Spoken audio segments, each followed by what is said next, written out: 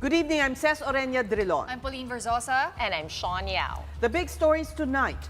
President Donald Trump has announced his long-awaited reciprocal tariffs on U.S. trade partners, including the Philippines. Starting April 9, Philippine exports to the United States will now pay 17% tariff, still lower than most countries in Southeast Asia. We'll discuss its impact not just on the Philippines, but on global economies later on in the program. And it seems that scammers continue to find ways to evade the SIM registration law. A report shows that scam calls are making a comeback, prompting the Cybercrime Investigation and Coordinating Center to sound the alarm. We'll sit down with the CICC to talk about the red flags of these scam calls. And tonight on sustainability, we will be taking a look at how a father-daughter duo helped to prevent trash from ending up in our landfills. We will be speaking to the people behind Berdeng Calabao later on. I will sign a historic executive order instituting reciprocal tariffs on countries throughout the world. We will supercharge our domestic industrial base. We will pry open foreign markets and break down foreign trade barriers. My fellow Americans, this is Liberation Day.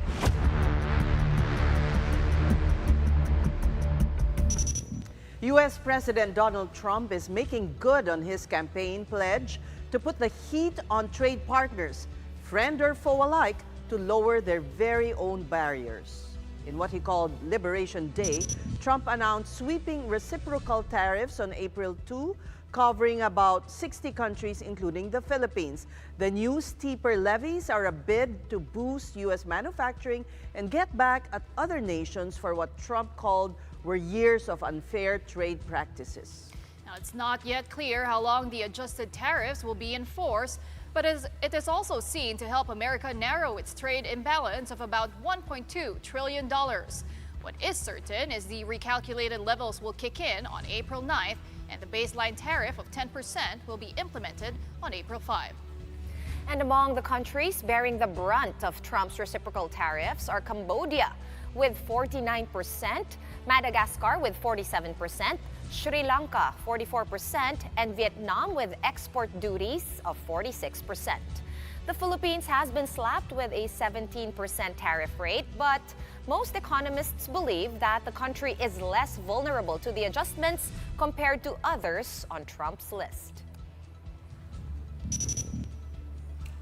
Now let's have an expert weigh in on this and talk about implications. We have with us financial strategist and economist Jonathan Ravelas joining us via Zoom. Welcome to the big story. First question, the bad news first and then the good news of the impact of this 17%. All right. Good evening, ladies. So I think the first thing, it's really tarifying day to day. So I think the key impact to the Philippines is really more of really we're going to be affected by secondary effects of the tariff, which is basically inflation and currency volatility. The good news is that because we're mostly domestic, so we're a domestic economy, so in terms of our exports, it's not as bad compared to what the other countries had. No, I think the only problem that we have is that we import so much food and other things. So that's where we eventually get the impact of the potential rise in inflation and currency volatility. Do you see a push for the depreciation of the peso to help, well, some of our exporters in electronics and also processed agricultural goods?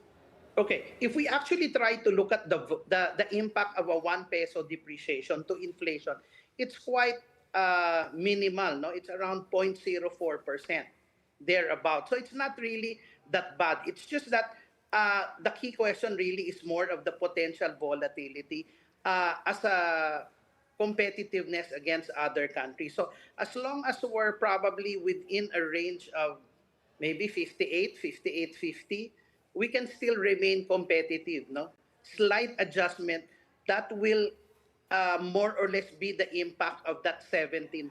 Then I think that is tolerable in terms of the depreciation of the peso. So, there are some who point out that the silver lining may be our ASEAN neighbors who have been slapped very high tariffs may use the Philippines as a jump off point for some of their exports. Is that a possibility? To a certain extent, during the time of Duterte, we've seen that, no? We've seen a little bit of those China, sending Right. products here and then shipping it out. That could be a possibility. Or at the same time, he can actually boost the Philippines as an alternate uh, site for these companies to set up because the tariff is quite low. Okay, but for the government to downplay it, is that fair to say na talagang maliit lang yung magiging impact? Because we're only looking at, of course, the first line impact, which as I think we can all agree, it won't be that bad, but it's the catching a cold from like a global slump of sorts. Okay, let's put it this way. Our economy is 70% consumption driven. So, what is important is to be able to stabilize the importation. So, again, we need to be able to start looking in as a country. Tama yung gobyerno in saying that, hey, it's not going to be as bad because uh, the export that we sell to the US is electronics, which are part of a bigger product pa. So it's not going to be as that severe. Remember that other sources of our income are OFWs, and basically you have the BPOs, no? Which are still giving around $60 billion a year. But with that said, we need to be able to also look into the potential effects of this inflation. Maybe other countries will also have reciprocal tariffs and they'll try to protect their own economies, no? Instead of further exporting out, they want to make sure that the food services are there. So we need to build the supply chain. Jonathan, do you think we're in the position to slap reciprocal tariffs as well on the U.S. right now? No. It's not So good. It won't I, be good. I, I think what we need to be able to do is really try to anticipate what the potential effect of the secondary tariffs. So at the moment, if you recall, during the time of President Duterte from 2017 to around 2018, in the first 2 years, we slowly felt the impact of the weakening peso and eventually the rising inflation that we saw a peak of 6.8 in 2018 that eventually created a top on the Philippine stock market. So this time we're still licking our wounds from the inflationary pressure coming out of the pandemic and what we saw in the last year. So we need to be able to manage this currency volatility and inflation well. Okay, before we go to opportunities, Jonas, I just wanted to get your opinion on this. Some economists and analysts are saying, this Liberation Day tariff rates might not actually last forever once Trump realizes that, it will have a big effect, ripple effect. What are your thoughts on that? Okay, you see the problem. We're thinking very literal. If you remember the time of President Duterte, we analyze and we wait overnight just to listen to what he'll say. This is very similar to what Trump is doing. So, if you recall, Trump wrote a book, The Art of Deal. So, this situation is really trying to create that near-term uncertainty to get what he wants. And what does he want?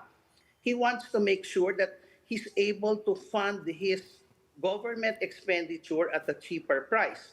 So when he got elected, the 10-year US Treasuries was around 4.5%. After the announcement of the tariff last night, eventually 10-year yields fell to 4%. And what he wants is that when people get scared, they run to government securities. So he's able to pre-fund or refinance his government spending at a cheaper interest rate. So that's what's in his mind. But for us, the speculators and those that are affected, were worried if the impact of this thing will create a recession, and that's what we're feeling today. Well, Jonathan, you also have Asian countries like South Korea, China, and Japan already agreeing to promote regional trade. I mean, should we also be joining those discussions? Definitely. I think this has always been there when we started talking about in early 2000, the ASEAN Economic Community. This was just after the Asian financial crisis. So probably thanks to this disruption, this would actually further enhance ASEAN economic cooperation that has been, put on the sideline with so many issues. Right, and we should also focus on growing our own food, and so that the imports will go down. But thank you so much for your insights, Jonathan Ravelas, once again, for joining the big story. In other news, Senator Ronald Bato de la Rosa wants a subpoena for President Marcos's cabinet members who were a no-show at the Senate. There were lots of empty seats during the second hearing of the Committee on Foreign Relations, headed by Senator Amy Marcos. Only 3 resource persons attended the inquiry, which is tackling former President Duterte's ICC arrest. In a letter to Ms. Marcos and Senate President Chis Escudero, on March 31st, Executive Secretary Lucas Bersamin said cabinet officials have already provided enough information to the panel, but for Senator Bato, the President's men's absence is plainly unacceptable. Wala na respetuhan ito sa isang kapwa ko equal branch of government. So, Madam Chair, I would like to move that we issue a subpoena to these government officials to require their presence in the next hearing. Malacanang is leaving it up to the Senate if it wants to issue a subpoena for cabinet officials. For his part, Executive Secretary Bersamin once again invoked executive privilege in the decision to skip the hearing. Yung invitation ni Senator Amy was quite specific about the topics. We determined that there are many probable or likely topics na covered by those matters that would come under yung executive privilege. Our cabinet secretaries and other executive officers would be not forced to respond to questions concerning those matters. Meanwhile, over in The Hague, supporters of former President Rodrigo Duterte continue their watch outside the detention center.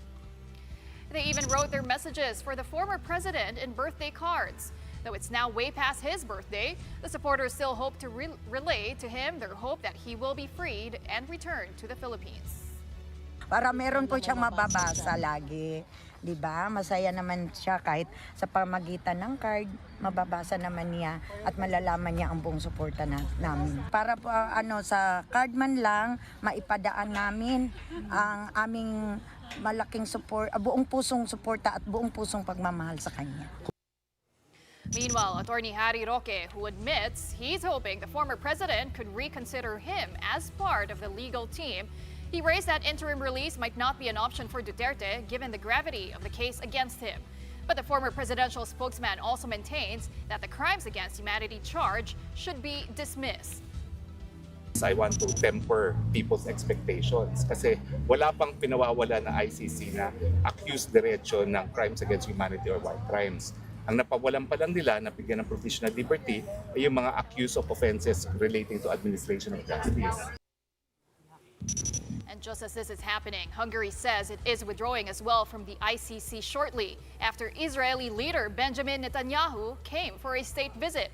Hungarian Prime Minister Viktor Orban said this after announcing early on that it is time to review what Hungary is doing in an international organization that is under U.S. sanctions. Hungary is a founding member of the ICC and so in theory is obligated to turn over any personality who has a warrant of arrest from the said court. Time to pause for our first quick break, but right after that, authorities are warning the public against scam calls, which according to a report, is on the rise. How do we protect ourselves from this? We'll be discussing that with the Cybercrime Investigation and Coordinating Center next.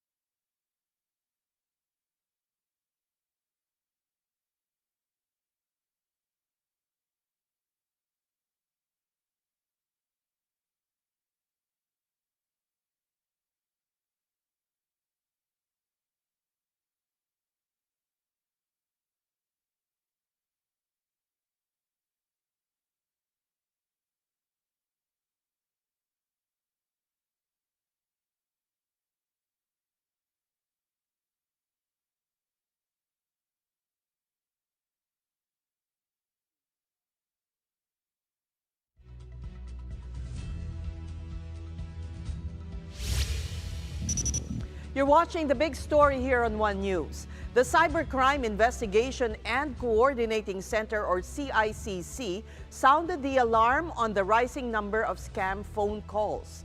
In a report by anti-scam app, Who's Call?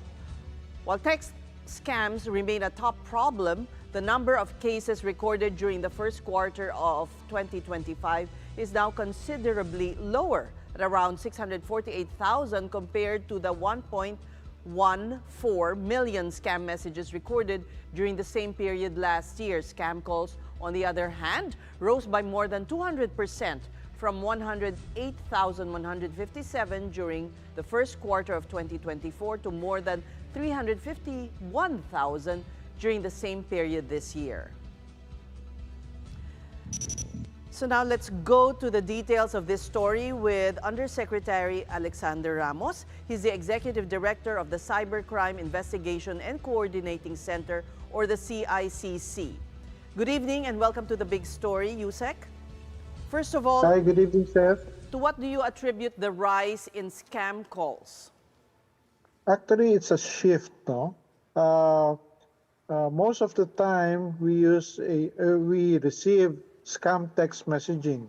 Now that we are able to curb the rise of messaging system, the use of the messaging system, the scammers have to devise a way to find new targets by going audio. So the method right now, or the MO, the modus operandi, is hard calls being done by the scammers using voice calls, either directly from the cell phone or from the social media platforms. So it's just a shift, but the dramatic decrease in the text scam is something that very notable.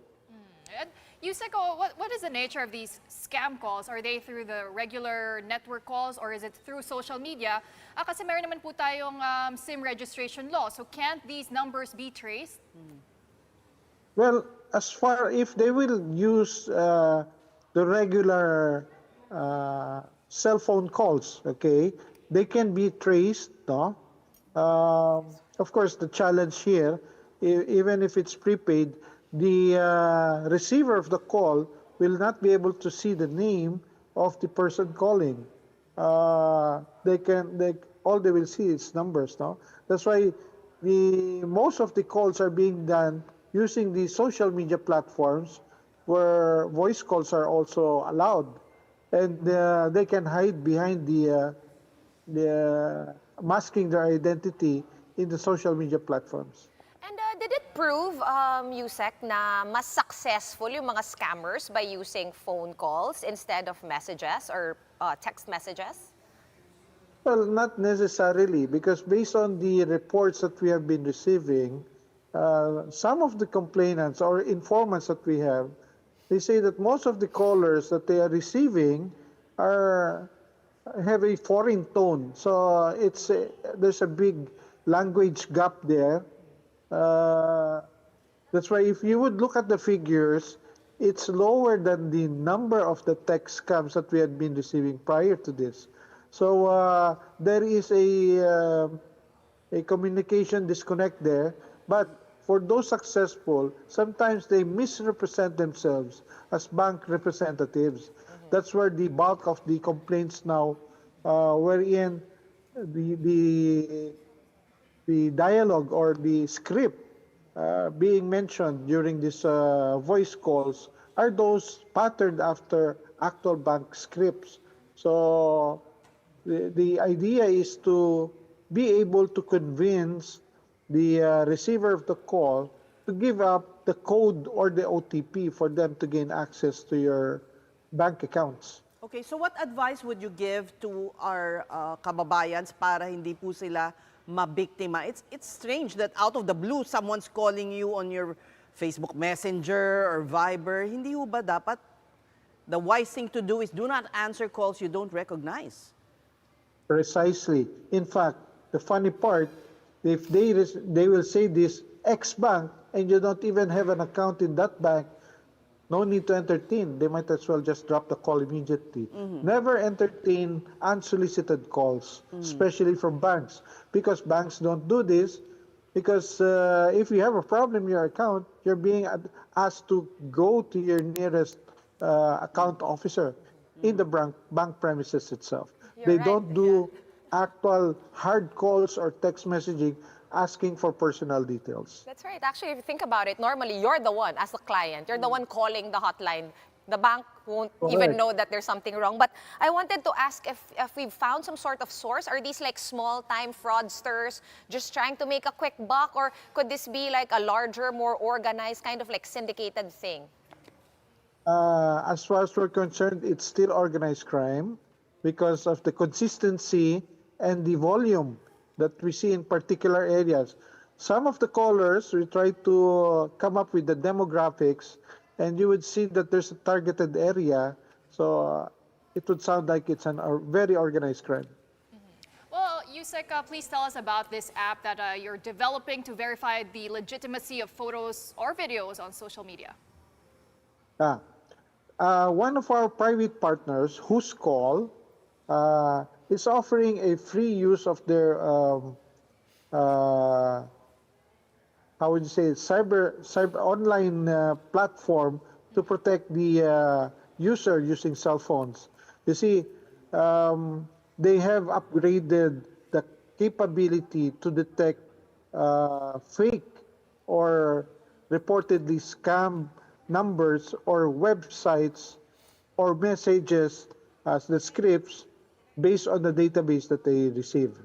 So they are offering this for free for all users of the host call application. Okay, and I guess last question from me, Yusek. I was just wondering because we spoke to the ICT ASEC, Aboy Paraiso, last week. I asked him his position about amendments to the SIM registration law. Do you think we could further improve on this existing law to just help curb this? Because yun nga, na-drop dun sa original plan, no, yung pagre-register or needing a registered SIM card to open a social media account, which is being done in the West. Yeah, definitely we saw several gaps that needs to be improved, no? Such as the number of prepaid numbers that one person can register. That's one big factor. The second one, of course, when they use the OTP, it has to be changed already as a method for real-time authentication. There has to be an improvement on this. And there are other measures that we're looking into, such as the access to this information if it is stolen or stolen identity or not. Because there are a lot of fake or stolen identity in the area. All right, we thank you so much for your time, Yusek Alexander Ramos of the CICC. Time to pause for another quick breather, but right after that, did you know that we Filipinos produce more than 60,000 tons of garbage per day? Later, we will be talking to a father-daughter tandem whose mission is to help lessen this trash that end up in our landfills. Keep it here.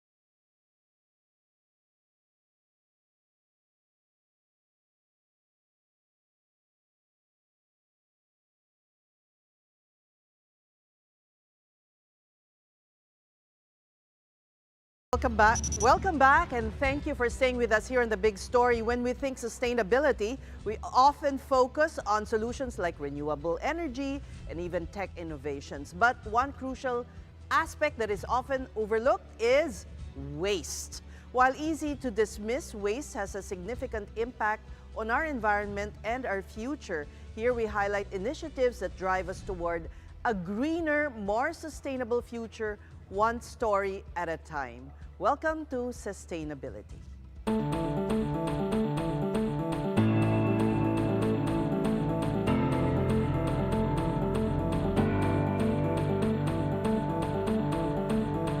What if we told you that waste, when properly managed, doesn't have to end up in landfills? Tonight, we're joined by a father and daughter tandem with over 40 years of experience in waste management. They've taken their expertise further through an initiative focused on sustainable waste.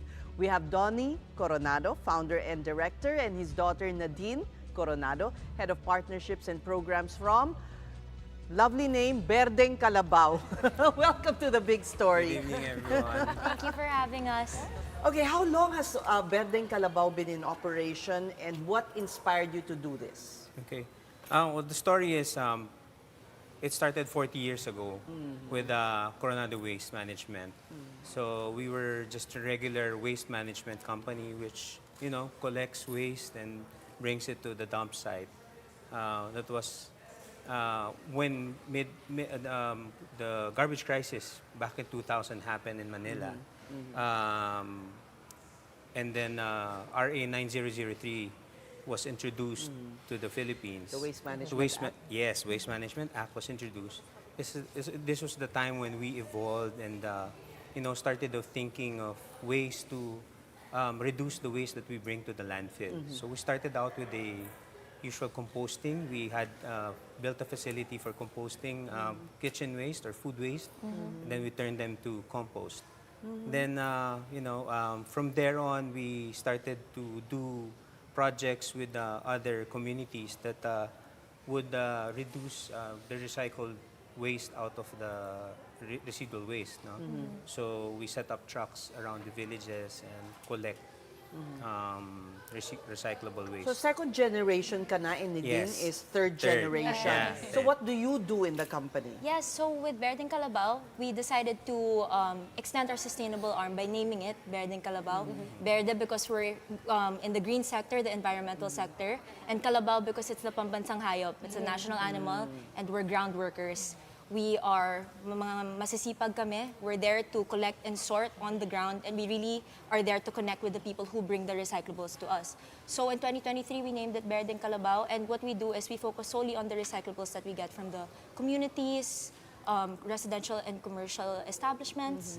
And yeah, so Your what clients, Yes, kumbaga, our clients, yeah. because of the 20-year experience Yes, in correct, collecting. So correct, these are correct. villages, companies. Institutions, commercial establishments, Like malls, schools. I guess. Yeah, malls, Yeah, yeah. that would have a lot of Office garbage. buildings and condominiums at that, yeah.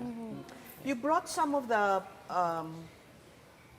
And- products or yeah, samples of samples. what you can make out of what we throw away. Yes, yes. These Are are... we getting ahead of the story? Baka, Oo, medyo. I Medyo? think. Yeah. Kasi may tatanong pa ako. Okay. Hindi, bago na-curious yung kasi. produkto. Okay. Because I was wondering how you empower the communities, di ba? I mean, some groups would charge for the garbage that they collect para ma-incentivize yung mga tao. But if you're working with like mga malls, how do you incentivize them to, do the separation and the paghihiwalay nung nabubulok, di nabubulok? Or do you guys do Or do that they as well? even do Oo they nga, do do that they at really do all? it? Yes, yes, yes. Ah, they do? Yeah. With our clients, no, we really teach them. No, part of the waste collection and segregation is education. So Nadine here teaches all of our clients and or partners before we get into programs.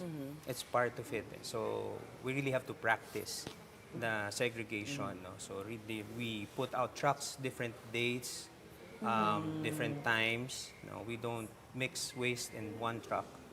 So plus, so there's a schedule for That's everything. so important, not mixing the waste in Yes. one truck. Yeah. Sometimes you feel na maybe the garbage collector is mixing the waste. I don't know if this is... Nagtsaga kang Oo, nagtsaga. maghiwalay, tapos hinalo Yeah, mo tapos pa. pag nakita mo kinokollect, Yeah. So exactly, is that still a big challenge for you as well? I mean, what are some of the challenges that you still encounter nowadays? Yeah, well, one, segregation really, or the practice of segregating waste is really challenging. No, it's complex. So, you know, you have different kinds of waste, and you know, some house helps would rather not do it and just put it in one bin. No, but again, important yung education. Yeah, but yeah, we set the program, we follow through, we give them additional educational flyers so they can be reminded of what the program is. Okay, but there are communities or not covered by Yes. what your collection Yes. efforts. So, merong areas where you can collect, where people Yes. can go. Yes. Yes. Uh-uh. We have Where are drop-off these? points. So our drop-off points, so every Saturday, we're located in Salcedo Saturday Market. Oh, okay. So we're there from 9 a.m. to 2 p.m. And then on the weekdays, so from Monday to Friday, our MRF in Makati is open. It's in Guadalupe Viejo. So from 9 a.m. to 3 p.m. Materials recovery Recovery facility, yes. So the MRF stands for MRF, Materials okay. Recovery Recovery Facility Where? in Guadalupe Viejo, Makati. So it's along Coronado Street. Okay. Yeah. And how the name... Coronado Street, named after Oh, Any locations in the north? Because parang all these are in the Makati. Yes. So actually at the moment, yeah, we're trying to still develop and see where we can locate ourselves in the north and south and actually all over. But yeah, at the moment, people send couriers. We've had people all the way from Baguio and Benguet drive all the way down just to go to our MRF and Yes. drop off their plastic, paper, metal. Yes. Yes. And how do we, if we're interested in dropping off, in what form should we, hugasan ba, babanlawan ba? Yes. Tsaka ano ba muna yung tinatanggap? Yes, nyo? yes. Oo, baka lahat So we have to clarify what we Yes, accept. yes, what we accept. We accept recyclable items. Okay. Meaning- These are plastics, Paper. metal, And e-waste. e-waste, electronic waste. So, yeah. Mga old devices, batteries. Devices, yeah, old Yeah. computers. So should they be in good, clean condition, as Yes. what Sean was Yeah. asking? Yeah. Our Yeah. requirements are empty, clean, and dry. As long as all of these plastic, metal, paper, and e-waste are empty, clean, and dry, we will accept it and we will do all the recycling and upcycling for you. But you don't buy them, let's make it clear. You don't pay them to bring. You buy them? We have different programs for Okay. different communities. Yes. no? Sige, sige. Some of the communities would ask us to just get donations for them, and then the benefit will go to the community, and then the community will have a program for the all the residents. Kasi nakaka-worry rin, yung mga manggagarapon, sometimes they look forward to getting your plastic sticks also, di ba? Meron pa ba nun? Meron pa. Meron pa naman po. Yes. Yeah, Okay. yeah. So kawawa naman sila. Yeah. But should we go to the exciting part? Okay. Okay. Okay. Yeah. These are products made from the waste that you collect. Yes. Sige. Yes. Maybe Nadine, you can Yes, pick so- of one. Yeah. Okay. So Okay, over sorry. here we have our eco boards made entirely out of single-use plastic or flexible plastic. So to give you some examples, sando bags, sachets, parcel bags, so from online shopping, everything that you see in here is made 100% entirely of that. So these things are alternatives to plywood and hardy flex or lightweight You can make construction a house material. out of this. Yes, Yes. definitely. So people use it for furniture, flooring, walling. Yeah. And you already have a manufacturer that Yes, collects the plastic from you. Yes. And then we have a design team that does the designing or Yeah, I the love it because I can manufacturing. still see some of the Yes. pieces of Yes. the Yeah, I sachet, If you look right? closely, you can even see the Yes. nutritional facts of some Yeah. of the Talaga ba? So you're like, Yes. 210 Yes. calories. Oh no! Exactly. Pwede mong basahin yung sahig mo. So if some people don't want to see the nutritional facts, these things, you can still paint over them. Paint over it, coat it with clear coat. So these are waterproof and They're fire weatherproof. resistant. Yeah. Would there be a difference between those and these? Because I know you guys can't touch it, but let me tell you that this has a bit more texture and this is like a lot smoother. And also it's not as colorful. Shiny. And Yeah. this is actually a Jenga inspired. Yeah. Yes. I got it A from little board here. game over here, yeah. product? So yeah. that one you're holding right now is actually made entirely of used beverage cartons. So milk cartons, juice boxes, broth boxes. Or yung That mga, explains the color. when you go to the Yes. supermarket, Yes. yung mga karton doon, pwede? That's Hindi. corrugated. That's Ay, corrugated, yes. yeah. Mali. We That would still be collect recycled. that. Yeah, we still collect that. But for these boards, we have the plastic one like you're holding, and we also have the ones made out of used beverage cartons. That's why they look which like explains this. the color Yeah. and the Yes. shine. This Yes. does look like the inside of Yes, the milk box. exactly. Yeah. Because they're multi-layered Layered. from carton and the inside is aluminum foil. Why do people drive all the way from Baguio to bring? I mean, That's a great Yeah. kind of question. hindi We had- sustainable kasi yung transpo. Well, Greenhouse what the story was, they were going to Manila to visit family. And they But brought their trash na with them. Yes, because they Yes. saw our social media sites and were the drop-off points. So So let's talk about the cost as well of these. If you want to build your house sustainably, is this cheaper than using traditional construction materials, or is it at par? Tell us about that. At the moment, we would say it's at par. Okay. So these things, depending on the thickness, it comes in 10, 12, and 16 mm. So depending on the thickness, the price ranges. But it's at par with plywood. Plywood. And we were talking earlier, and you guys said that this can take the place, yung panghulma, Yes. for buhos. Ng Yung yeah, sa yeah, board construction. form, board form. Board yeah, form. Yeah, correct. What's the advantage of using this as Okay, compared? well, the usual board form that they use would last you parang 5 times, no? Now you can Five use it buhos. five buhos, no? Bunutin Parang mo maalam ulit. ka sa construction. Yeah. So, but then this plastic boards can last you around 20 times. So, And parang magaan siya, or dahil ba maliit lang? Yeah. May savings ka na doon if you're Yes. a contractor, Correct. for instance. Oo. And then Because can you- that be recycled? So example, I Yes. use this, or Cess uses it to build something, and then she wants to recycle yep. the It can be upcycled again. So you can give it back to us and then we can just reprocess it into plastic boards So again. this is the real parang circular economy, no? Exactly. Nothing goes to waste. Yes. Yes. How much of these can you produce now? Like how much waste are you taking out of landfills? Is Oo there nga. like a Let's rough number? listen Okay. to the numbers. So let's say in one community, no, in a month, we're about 280 tons that we collect. In a month? In a month.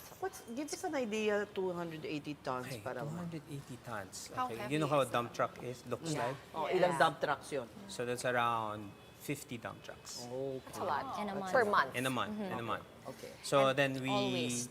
we're able to recover around 4% of that. Lang?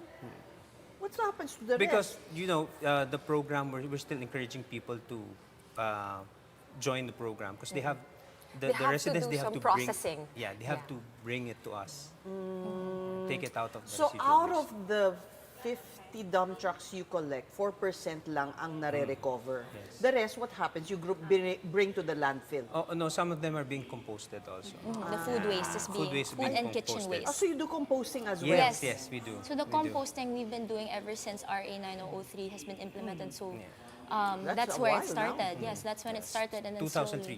slowly- 2003. We started that composting. Yeah. Do you sell these or Yeah, we sell them. We donate them to the barangays that we work with. They use it for their gardening and some of the programs that they donate back to for the urban gardens. Yeah. so you use earthworms or how No, do you we how do you use compost it? composting machines. Machines. Yes. We shred it and then we put it in composter drums that That turn them around. Yeah, for 24 hours. How much volume of compost do you churn out? That's around a ton. That's like industrial level. Yes, a ton per machine. So that's in 4 days. You have about around 500 kilos of compost. And actually tying into our service with Berdeng Calabao. So like we stated earlier, we have our collections in different villages and communities. So all of our programs are customizable and or customized, tailor fit really to what the community needs, what their sustainability goals are. So sometimes in turn of the recyclables, we give the compost back to them.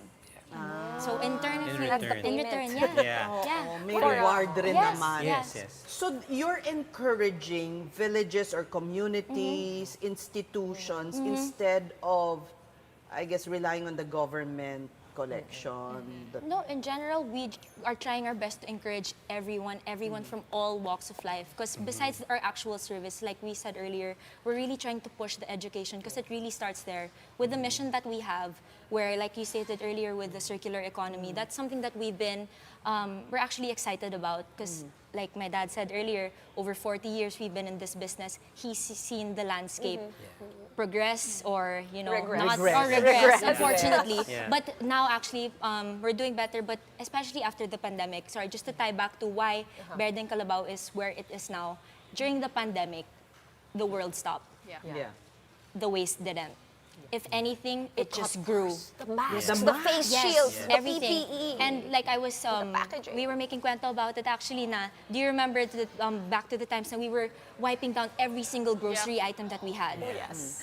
So imagine just the waste that was coming out And from online that. shopping. Yes, grew. so Online shopping. Yeah, Correct, exactly. correct. It only boomed in the pandemic. And so the packaging The of these packaging is parcels so are crazy. exactly. Because Double, people want it to triple. be bubble wrap. So going back, bubble wrap can be sent to you guys. Yes. It's part of the yes, the boards you're holding. are don't part of the come boards. there. And going back, our crew, but our crew at that time during the pandemic, we were all considered frontliners because we were there on the ground, seeing everything that the consumer behavior changed over the pandemic, which is why with Berdeng Calabao, we're really doing our best to start with the education because that's the only time our programs will work. Our mission will only be successful with the help of, as much people as we can get. What you're saying is like every one of us has Yes. to, actually we need to work on fixing our And kalat, our waste. Consume Less Yes, because you have yes, to correct. clean it, Consume less. wash it, dry it. There's also like a lot of effort involved on the individual. Yeah.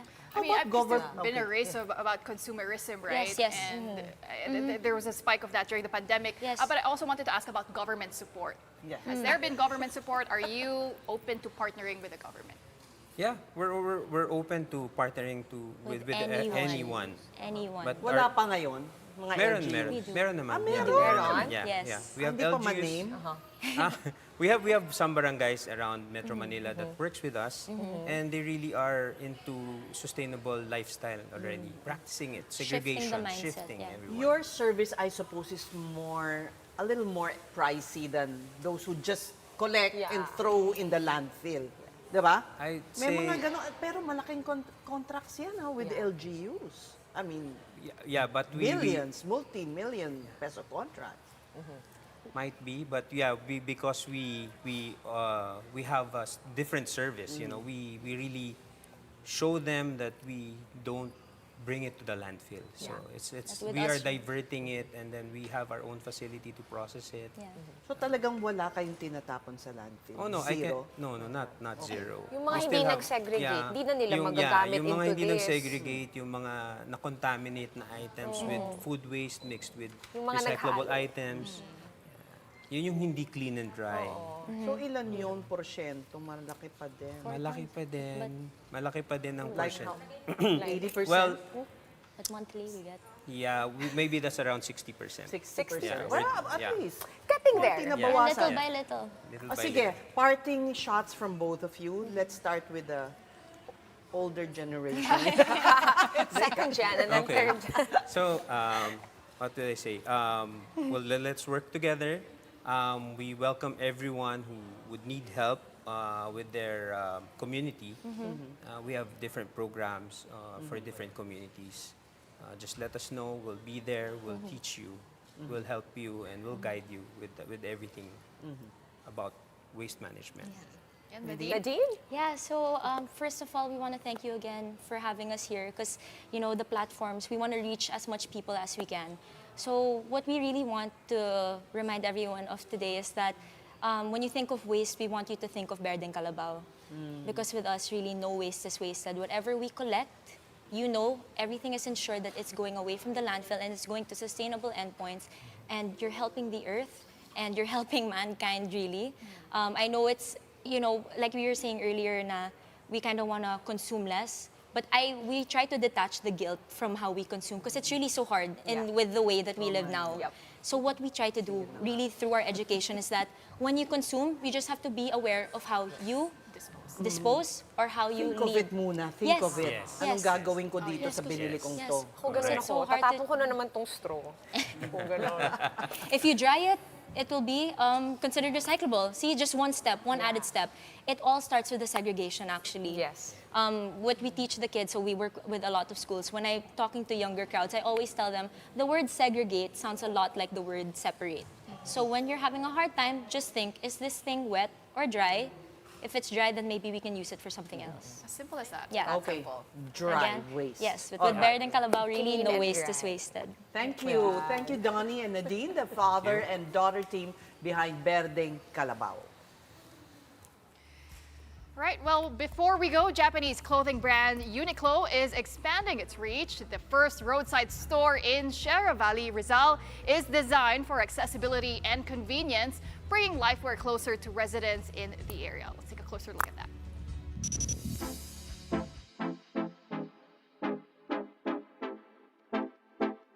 The summer season is fast approaching, and if you're already feeling the summer heat, better be prepared, especially with your outfits. Now, whether it's for a summer look or a perfect fit to combat the heat, Uniqlo always has something to offer. So come, let's take a look inside their newest roadside store here at Sierra Valley.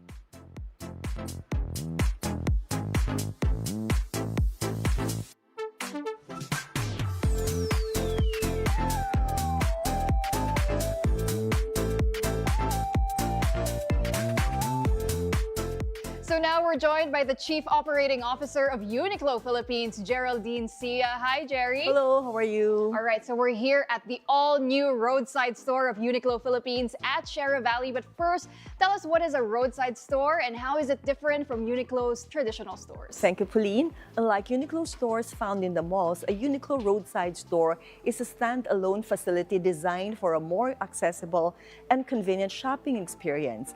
A roadside store offers a wide range of Uniqlo lifewear apparel, making it a one-stop shop stylish and functional clothing. So it does provide a one-stop shopping experience for does. customers, but what makes a roadside store unique? With accessibility and convenience in mind, our roadside stores offer their own parking, PWD-friendly features, and click-and-collect services, truly making it the go-to-way experience lifewear. We have roadside store in Alabang Westgate, Markinton Marikina, Blue Bay Pasay, and New Valley, Laguna. And recently, we just opened the Uniqlo Sierra Valley roadside here in the Rizal area. Beyond the roadside staple feature, the Uniqlo roadside Sierra Valley store also features a new design, giving it a fresh and distinctive look. All right, so why did you decide to open a store here in Sierra Valley? Sierra Valley is a growing area that offer a developing community, which we feel that locals will love the convenience in shopping. We also aim to introduce lifewear to people in the Rizal area and their surroundings. Aside from that, it is also the ideal location because it is located along the Ortigas Avenue extension, which is ideal for the on-the-go shoppers. There you go. So your customers don't have to travel really far to shop their lifewear at Uniqlo Philippines. Okay, so let's talk about expansion plans. But beyond your roadside store here at Sierra Valley, what else are the plans for Uniqlo Philippines? More roadside stores? Yes, we have always strived to make Uniqlo more accessible to Filipino people.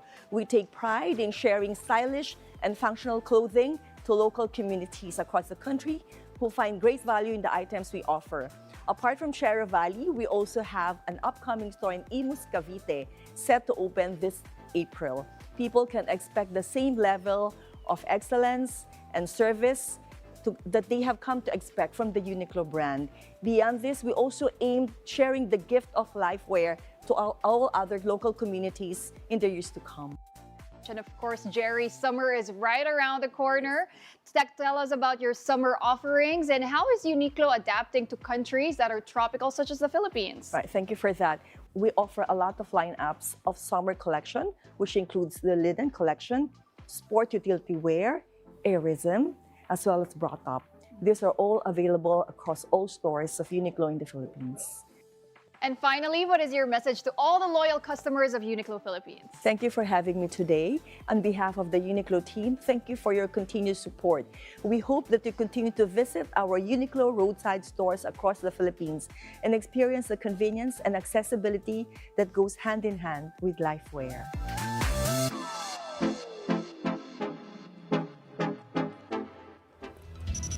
So that's where you went. Yes, what did you get for yourself? I went a little bit of shopping, but I'm still mindful because Still you know mindful. consumerism. You have to be aware now with the things you buy. That's true. And did you get a bag? Kasi you have to pay for the shopping bag No, in Uniqlo. no, hindi na. Hindi na. Oo. Di ba? Hindi na, Bubuhakan. hinahakan ko na lang. All right, so that's our piece of advice. Always bring a metal Eco straw, bag, an eco bag. But that's it for the big story tonight. Tier 1 news, all sides, all the time. Thank you for watching. Good night.